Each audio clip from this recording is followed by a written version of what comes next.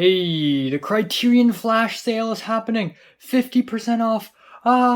What's up? It's a culture detective here investigating your favorite albums. And today I'm going to be doing a quick album review on the new Malone album, All Life Long.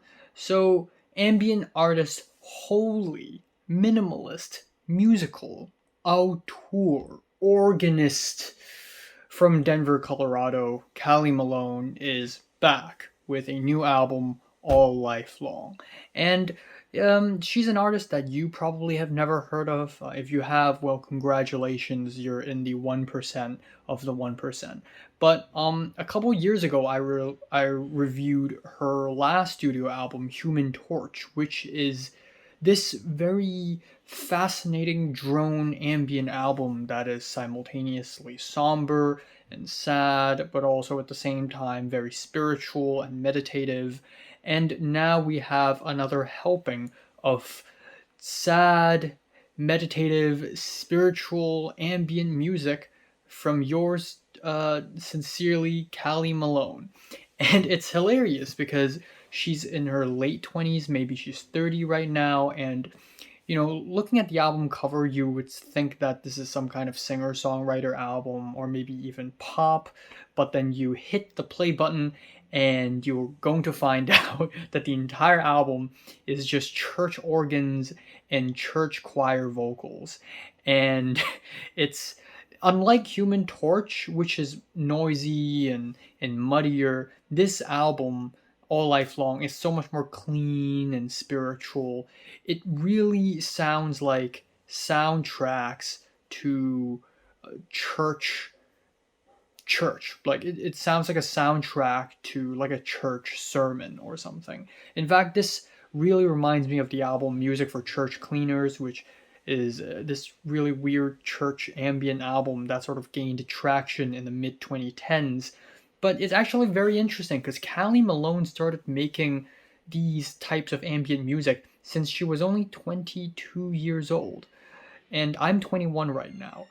Like, what happened? Like, a lot of artists start off their career at this age, nowadays doing rap or pop. But who hurt you? Who hurt you? Why are you making music like this? I'm really curious. And on top of that, one more very interesting fun fact is that she's married to Stephen O'Malley, who is the leader, or maybe not leader, but frontman of drone metal act Sun.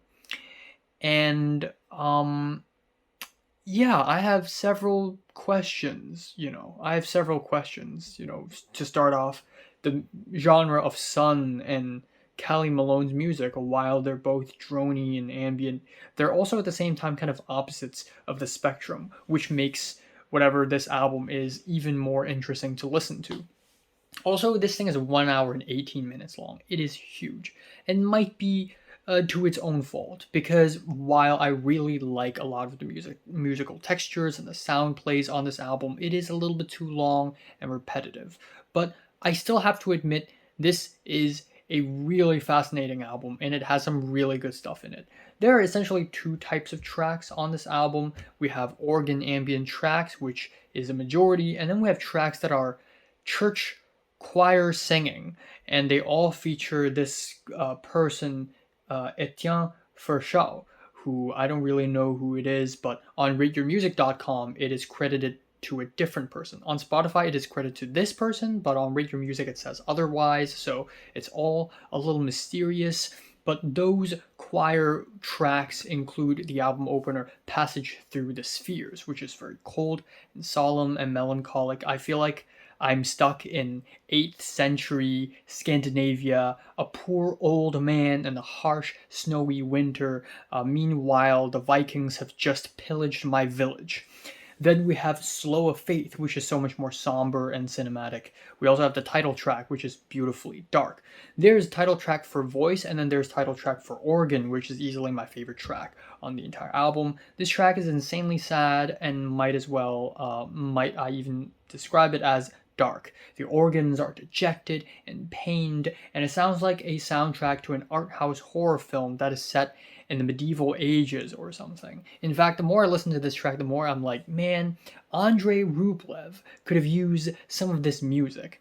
Then we have Retrograde Canon, which has more of a righteous tone to it. We have these heroic horns or brass instruments that salutes a man while he descends 6 feet into the ground inside a coffin.